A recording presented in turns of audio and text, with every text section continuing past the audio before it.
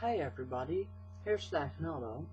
This is part 2 of one of the games I played at the ROC NOVA tournament last week.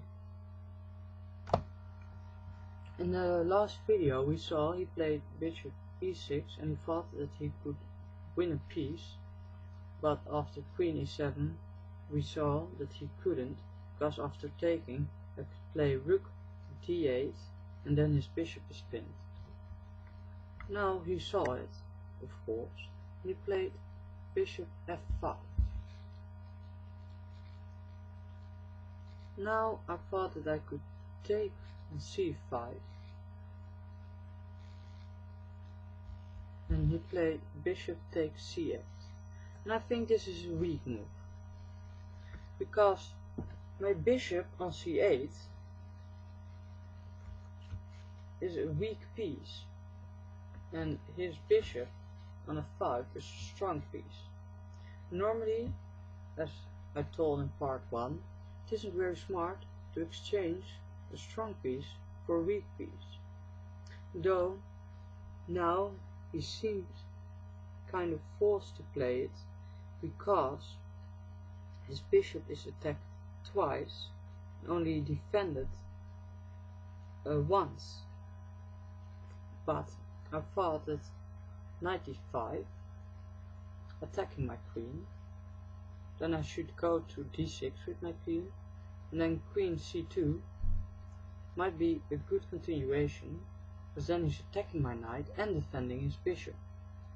And then maybe later he could exchange his bishop if it would guarantee a better position.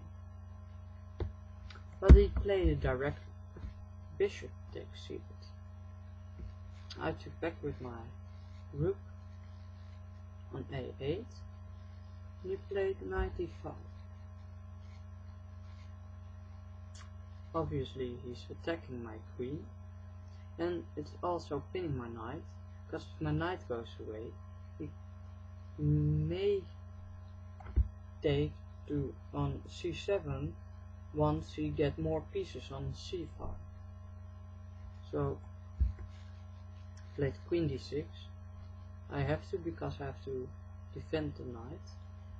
And he played queen c2, and I think this isn't a very strong move. Obviously he's now attacking my knight and putting more pressure on c7,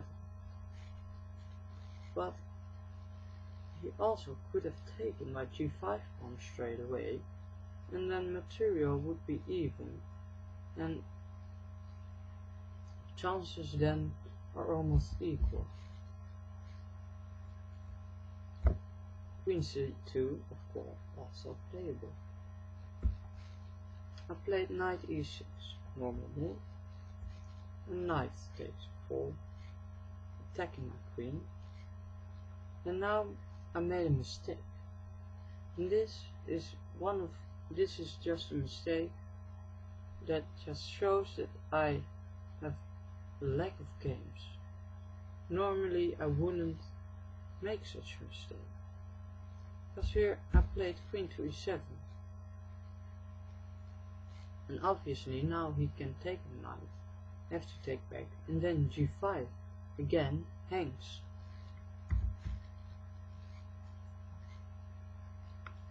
So I wasn't very sharp. The best move in this position is knight e4. As you can see, it's looking at a lot of squares, but it's not a very natural move, because it's spinning my knight. But because he hasn't any pawns on the e or c file that could attack my knight, it's standing quite strong on d4, supported by e5. Normally when you have an isolated pawn, one of the strong points is that you can use the files, the fields that the pawn is attacking for your pieces, and this would be a very good option for me now. But because it isn't a very natural move, I didn't even consider playing it. Just played queen e7, which is blunder. Now he took. I have to take back. g5 hangs. And as we can see, it's 4 against 5 with the pawns. But if we look a bit better at the pawn formations, he has 3 against 1 on the king side and 2 against 3 on the queen side. So obviously when we go into an endgame and he doesn't make a fault, he's going to win on the king side, because 3 against 1 is an easy win. And in this position I try to get something out of it, but my position is just so weak that here I just decide to try and play this endgame and hope that he would make a mistake. But after a few moves I just saw that he wouldn't make a mistake, and here I played further a few moves, but after a few moves I just gave up, because this is a hopeless endgame, and if your opponent isn't going to make a mistake, then you do not stand a chance. Well, I hope you learned something from it, and well, the advice I want to give to you is to play a lot of games, if you can, because it gets errors out of your play.